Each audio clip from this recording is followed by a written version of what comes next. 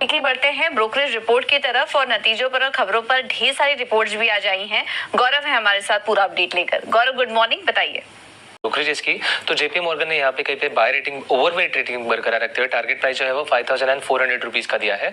उनका मानना यह है कि कहीं पे अगर डिलीवरी की बात करें तो काफी अच्छा रेवेन्यू का डिलीवरी हमें इस क्वार्टर में देखने को मिला था। इसी के साथ साथ ग्रॉस मार्जिन में काफी अच्छा एक मिक्स भी देखने को मिल रहा है और इसी के चलते हुए एक अच्छा प्रीमियम कंपनी अभी भी कहीं पे वैल्यूएशन पे चार्ज कर सकती है। अगली बात करते हैं लगेज इंडस्ट्री की, जहाँ पे इन्वेस्टेक ने कई कंपनीज पे इनिशिएट किया है। तो जैसे सबसे पहले आता है सफारी इंडस्ट्रीज, जहाँ पे उन्होंने इनिशिएट किया है बाय रेटिंग के साथ और टारगेट प्राइस है 2800 रुपीज का। और वीआईपी इंडस्ट्रीज पे भी उन्होंने इनिशिएट करते हुए टारगेट प्राइस जो है वो 560 रुपीज का दिया है और बाय रेटिंग बरकरार रखा है। उनका मानना यह है कि अगर हम लगेज इंडस्ट्री की बात करें तो कहीं पे एक अट्रैक्टिव लेवल्स पे है। इसी के साथ साथ लोकल प्लेयर्स में हमें कहीं पे गेन अच्छे से देखने को मिल सकता है और अच्छे से अगर मार्केटिंग स्ट्रेटेजी बनाई रखी तो काफी अच्छा गेन आगे जाके इन कंपनीज में हमें देखने को मिल सकता है। अगली बात करते हैं कोई सीमेंट काउंटर्स की, जहाँ पे मॉर्गन स्टैनली ने टारगेट प्राइस में कहीं पे बदलाव किए हैं। तो सबसे पहले अगर बात करें अंबुजा में, तो यहाँ पे जो टारगेट प्राइस है वो उन्होंने बढ़ा के 775 रुपीज किया है और जो व्यू है वो भी बढ़ा के उन्होंने ओवरवेट रेटिंग पे किया है, जो कि पहले इक्वल वेट पे था। इसी के साथ साथ अगर हम बात करें अल्ट्राटेक की, तो वहां पे भी उन्होंने टारगेट प्राइस जो है वो बढ़ा के 13,620 रुपीज का किया है। एसीसी में उन्होंने टारगेट प्राइस बढ़ा के 2,930 का किया है और ग्रासिम में भी हमें कहीं पे इंक्रीज देखने को मिला टारगेट प्राइस में।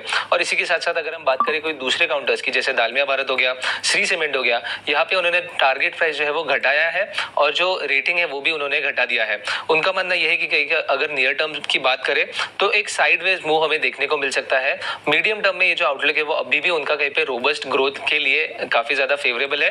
और इसी के साथ साथ अगर बुल केस की बात करें तो कहीं पे अल्ट्राटेक और अंबुजा पे काफी बुलिश होते हुए देखने को मिल रहा है हमें मॉर्गन स्टैनली की तरफ से।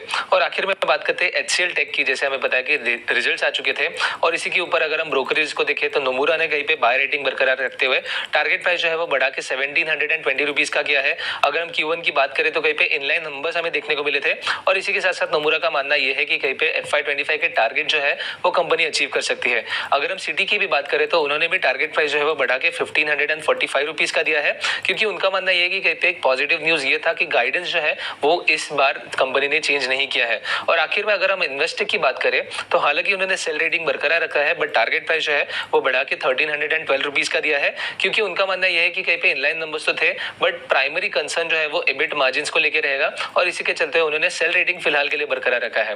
तो आगे जाके इन सब कंपनीज में हमारी नजर बनी रहेगी, क्योंकि ब्रोकरेजेस की तरफ से एक अच्छा और स्ट्रॉन्ग व्यू जो है इन सब कंपनीज में हमें देखने को मिल रहा है।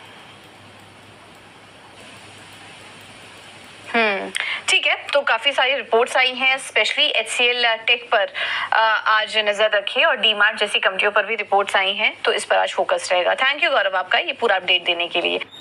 बस यही रोक दो भैया, 30 रुपए हो गए। 30 का क्या चक्कर है भाई?